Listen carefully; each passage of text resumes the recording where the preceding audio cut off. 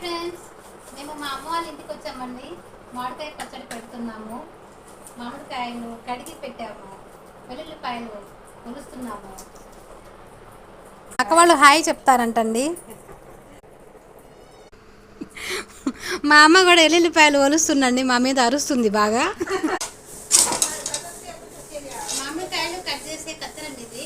మేము చిన్నప్పటి నుంచి చూస్తున్నాం మా ఇంట్లో. మామిడికాయని 4 ముక్కలు కోసి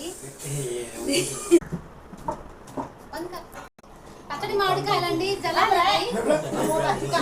మా నాన్నగారు మామిడికాయలు కట్ చేస్తున్నారు.